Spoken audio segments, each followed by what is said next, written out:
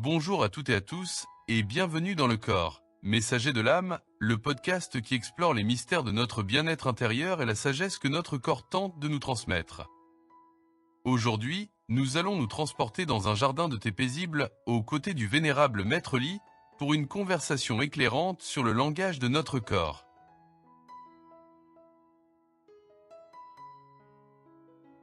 Notre invité d'aujourd'hui, ou plutôt notre guide, est le Maître Li, dont la sagesse est aussi profonde que les racines du vieux banyan sous lequel il médite.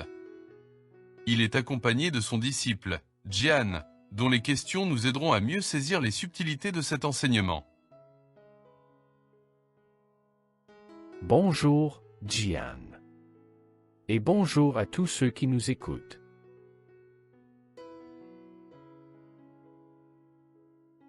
Bonjour, maître. Je suis toujours fasciné par vos enseignements sur le corps. Vous dites qu'il parle, mais comment l'écouter quand la douleur nous submerge? Excellente question, Jian. Le corps n'est pas un simple habit de chair et d'os. Il est le temple de votre être, une carte vivante de votre voyage intérieur et de vos interactions avec le monde. Il murmure, il crie parfois, mais toujours, il parle la langue de la vérité. Les articulations, le flux interrompu du chi. Voyez nos articulations. Elles sont les confluents de l'énergie vitale, le chi. Lorsque l'esprit s'accroche à la douleur, à la colère, à la tristesse, ces émotions non libérées, le chi stagne, comme une rivière entravée par des rochers. Vous parlez de stagnation du chi. Est-ce pour cela que l'on ressent parfois des spasmes ou des inflammations? Précisément, Jian. Le spasme est un premier avertissement, un petit caillou dans la rivière. Puis vient l'inflammation aiguë, le feu du corps qui tente de brûler ce qui obstrue.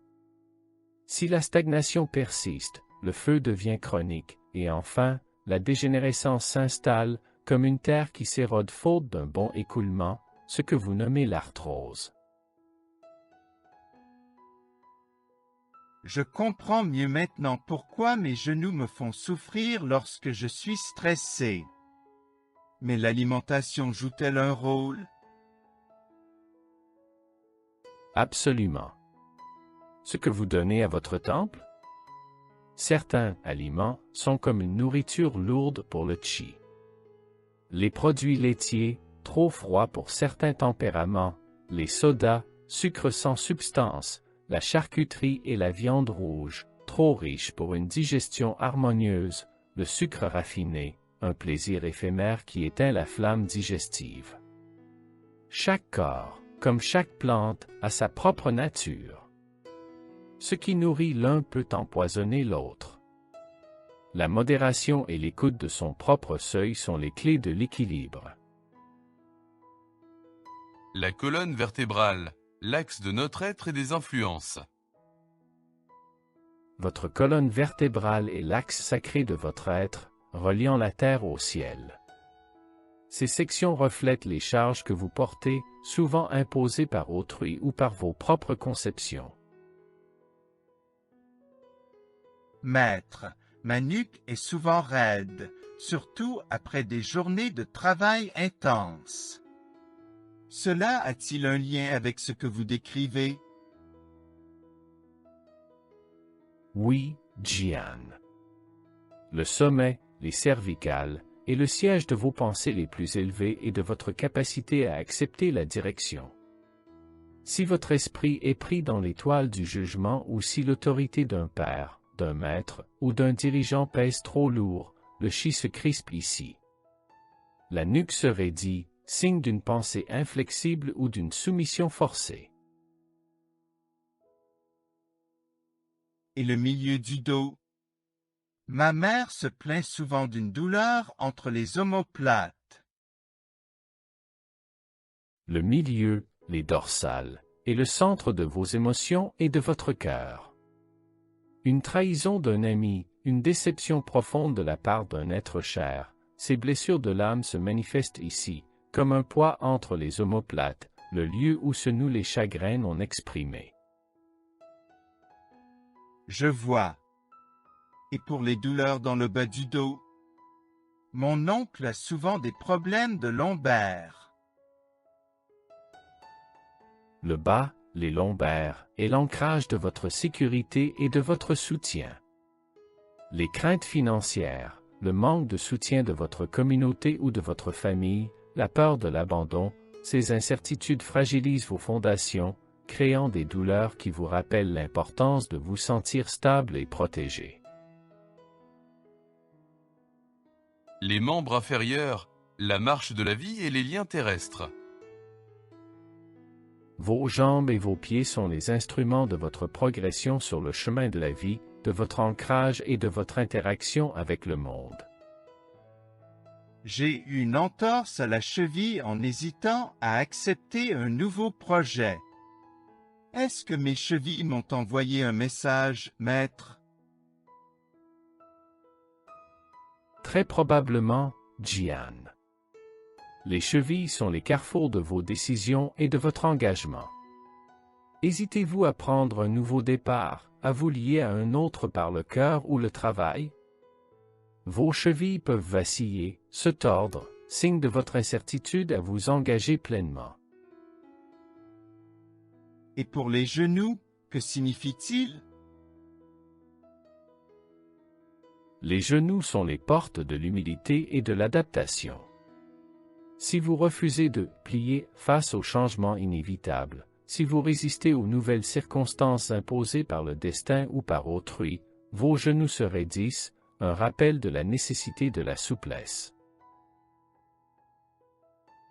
Maître, les hanches sont parfois très douloureuses pour certaines personnes. Les hanches sont les racines de votre être, de vos croyances profondes et du soutien que vous percevez.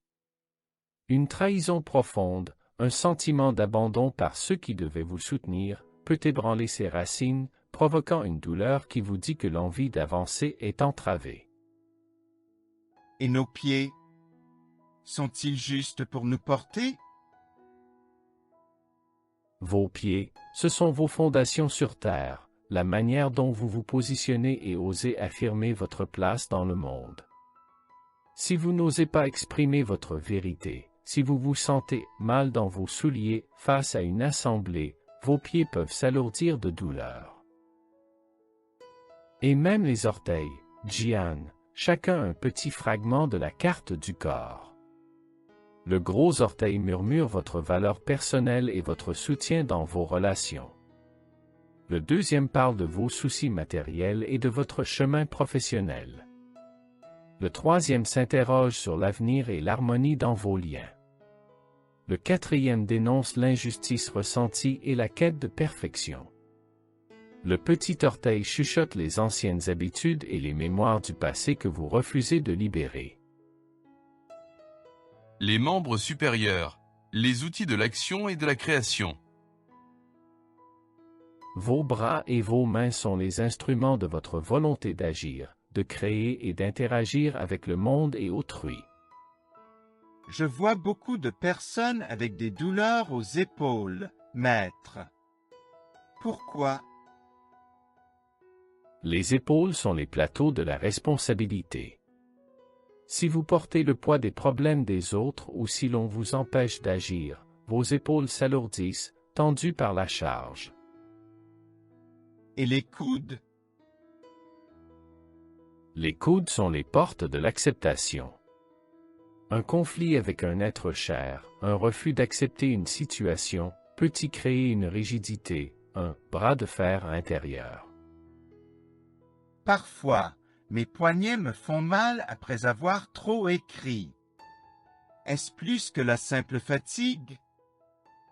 Les poignets sont le levier de votre volonté et de votre capacité à exécuter. Une volonté de contrôle excessive, une action forcée, peuvent les affaiblir. L'écriture est une action, et peut-être y mettez-vous trop de tension. Et nos mains? Vos mains, elles, sont le miroir de votre interaction.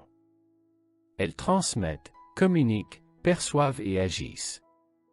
Si vous ne pouvez exprimer votre cœur, si vous vous sentez impuissant à transformer votre réalité, vos mains peuvent s'engourdir ou vous faire souffrir.